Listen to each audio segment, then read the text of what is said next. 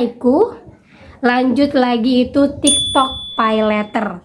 Nah, itu beberapa pinjol-pinjol yang memang mampu untuk mengecek kalian lewat domisili. Assalamualaikum warahmatullahi wabarakatuh. Alhamdulillah, apa kabar teman-teman semuanya? Saya ucapkan minal aidin wal faizin, mohon maaf lahir dan batin. Semoga Ramadan kita kemarin memberikan dampak positif bagi kita semuanya, dan di hari raya Idul Fitri ini kita kembali bersih lagi dengan jiwa yang bersih dan rezeki yang lebih melimpah lagi. Amin amin ya rabbal alamin.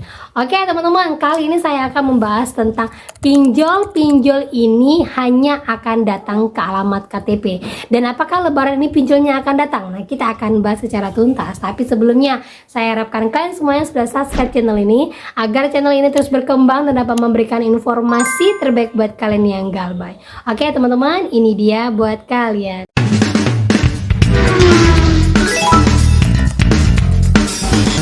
Nah, oke teman-teman, kali ini saya akan membahas tentang ada seorang teman yang berbagi pengalamannya dari DC Shopee yang ternyata menjadi dalang dari DC pinjol ilegal yang mana sengaja memberikan bantuan, dan terakhirnya kita tertarik tapi ujung-ujungnya data kita dipergunakan oleh mereka. Nah, kita bacakan informasinya biar teman-teman paham ada kejadian seperti ini.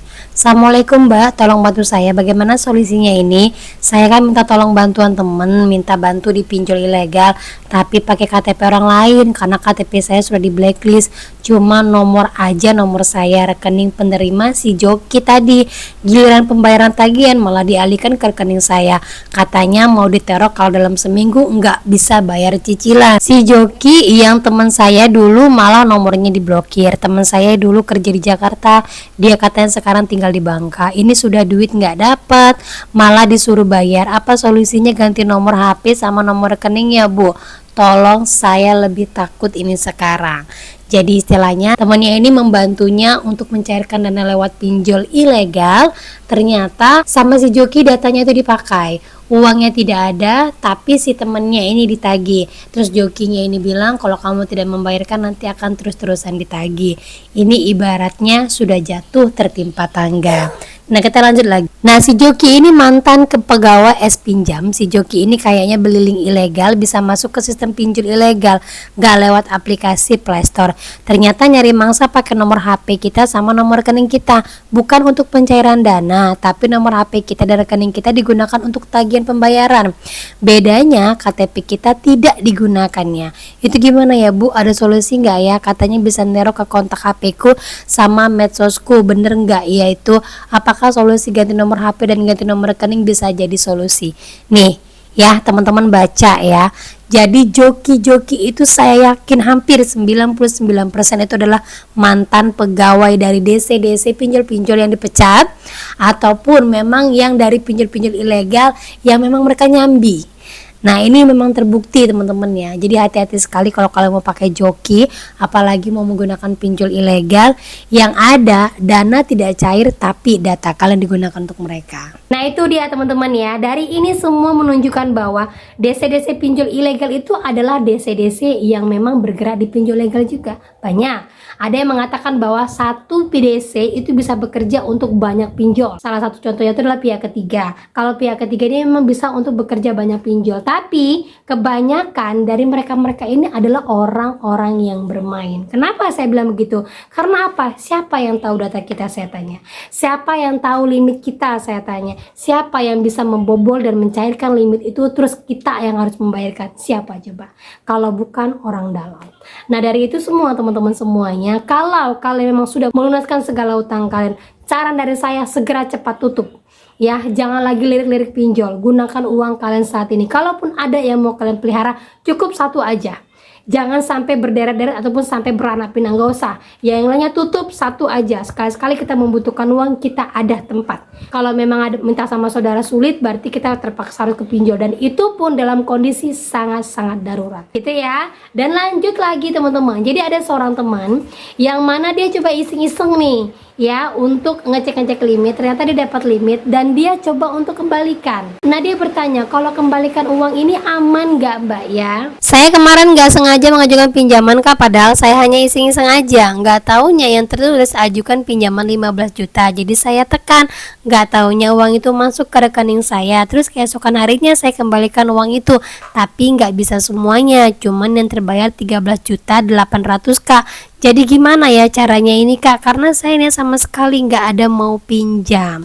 Nah ini hati-hati sekali teman-teman ya. Kalau kalian mau mengembalikan pinjaman itu, jangan asal kembalikan pinjaman, karena khawatirnya uang tersebut tidak masuk ke rekening si perusahaan yang mana hutang kita tetap ada. Jadi kalau kalian memang mau mengembalikan dana, perhatikan, langsung cari ke Google, cari nama pinjolnya, pastikan dia adalah pinjol legal. Kalau pinjol legal, virtual account-nya harus sama, ataupun kalau kalian bisa menghubungi CS-nya, kalian kembalikan uangnya dan minta CS-nya untuk menuliskan surat keterangan bahwa kalian sudah mengembalikan uangnya. Kalau dia pinjol ilegal, saran dari saya jangan kembalikan. Karena apa? Pastinya mungkin bulan ini kalian nggak akan ditagih, tapi bulan depan dia akan menagih kalian barbar hancur-hancuran dan bahkan sampai ke sosmed. Tetapi itu tidak akan lama ya, hanya sebentar saja. Cuman sayang kan, data kalian sudah dipakai sama mereka, data kalian sudah diobrak-abrik sama mereka, terus uangnya cair, terus kalian lagi kembalikan. Berarti kalian rugi 2 kali. Anggap saja bansos kalau ilegal, karena memang permainan ilegal seperti itu gitu ya.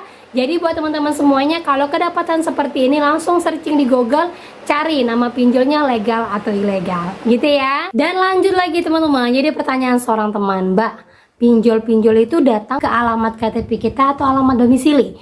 Kalau memang ke alamat KTP, pinjol-pinjol apa saja itu? Dan kalau memang ke alamat domisili, pinjol-pinjol apa saja itu Mbak yang benar-benar saat ini mau datang nih, dan lebaran ini pasti akan datang nggak Mbak ya? Nah saya coba untuk updatekan lagi yang terbaru buat kalian ya. Pinjol-pinjol yang memang dia hanya konsentrasi ke alamat KTP saja, yang ke domisilinya enggak. Nah salah satunya itu adalah, yang pertama itu adalah Indodana.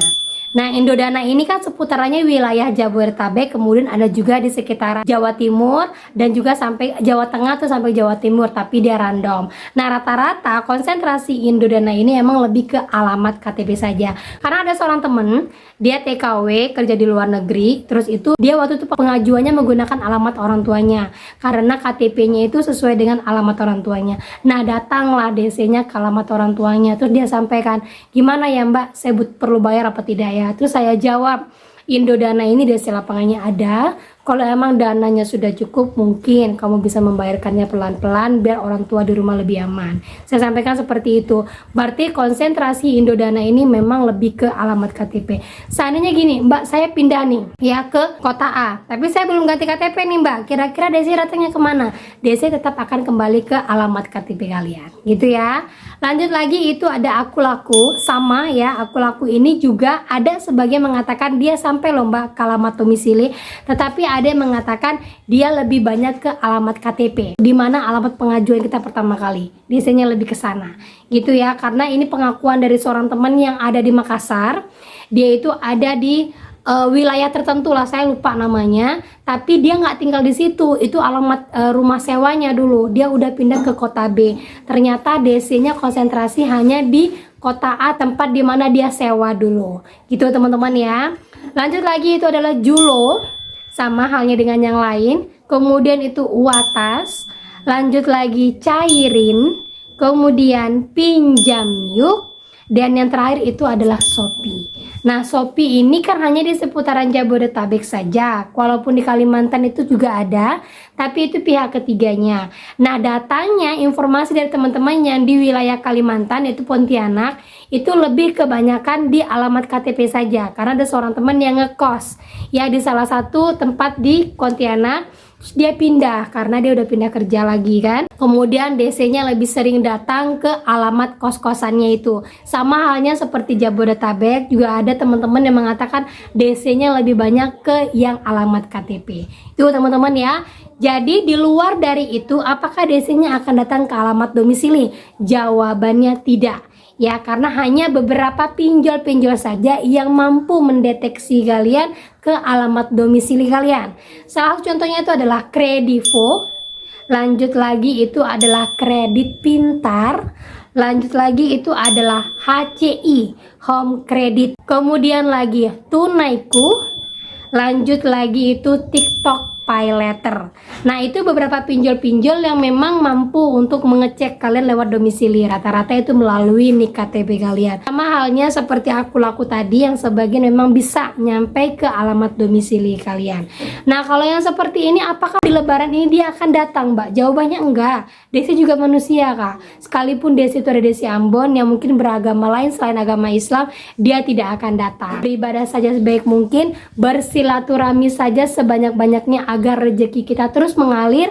Dan ingat, yang namanya rezeki silaturahmi itu tidak ada bandingannya. Gitu teman-teman ya. Nah, oke, itu dia informasi yang bisa saya sampaikan buat kalian. Semoga informasi ini menjadi mood booster kalian, semangat baru lagi buat kalian, makin kuat mental lagi. Dan sekali lagi saya ucapkan selamat Hari Raya Idul Fitri. Mohon maaf lahir dan batin. Semakin semangat kita dan semakin kuat mental kita. Akhir kata saya ucapkan Assalamualaikum warahmatullahi wabarakatuh.